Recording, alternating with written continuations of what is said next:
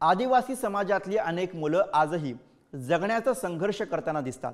त्यांचा हाच संघर्ष सोपं करण्याचा एक मार्ग म्हणजे त्यांनी शिक्षणाची वाट धरणं, पण त्याची गोडी लागण्यासाठी कोणीतरी प्रयत्न करावे लागतात। असेच प्रयत्न धुळ्यातल्या आदिवासी वाडीवरती सुरू आहेत। रानावनामध्ये मुक्तपणे हिंडणाऱ्या या मुलांना अभ्यासाच्या प्रवाहामध्ये आणणाऱ्या अविनाश पाटील या शिक्षकाच्या कष्टाची ही चांगली बातमी बघूया।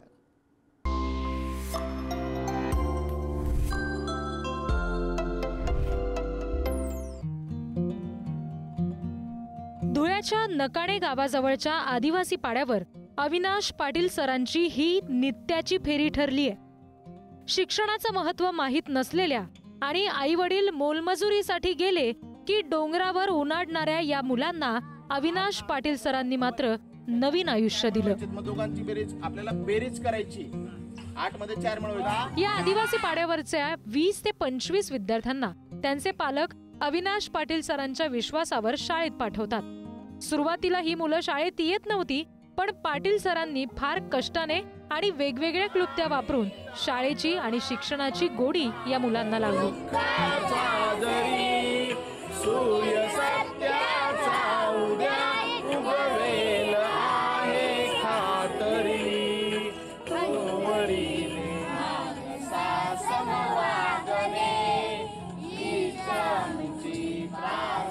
झाडाला टांगलेला फळा, घरांच्या भिंतीवर लिहिलेली बाराखडी, एबीसीडी आणि बेरीज वजाबाकीची गणितं, असं या डोंगरावरच्या शाळेचं स्वरूप।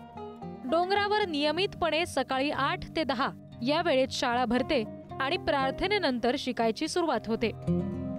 पालकांमध्ये निरुत्साह होता, उत्साह नव्हता पाहिजे तसा। कामाला जाणारे पालक होते।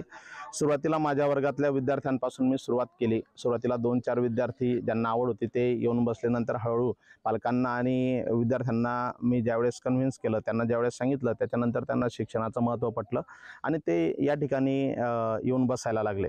त्यामध्ये ती संख्या हळूहळू वाढत गेली। पालकांनाही त्या गोष्टी पटल्या आणि शिक्षणाशिवाय आपली प्रगती नाही हे त्यांच्या लक्षात आलं। खरं तर ही आदिवासी मुलं म्हणजे रानातली पाखरं, डोंगर दऱ्यामधून लिलया चालणारी, विविध पद्धतीनं उड्या मारणारी ही मुलं मुक्तपणे आयुष्य जगणारी। पण त्यांना शिक्षण घेण्यासाठी एका जागी एवढा वेळ बसवणं, त्यांना अभ्यासाची गोडी लावणं, यासाठीच विशेष प्रयत्नांची गरज होती। आधी तर स्थिती सर येताना तर पोरं तर इकडे तिकडे खेळायलाच होते ते। आता जसे सर यायला लागले तेव्हापासून एकदम योग्य झालं। आता वाचायला लिहायला तर एकदम ओके झालंय सर।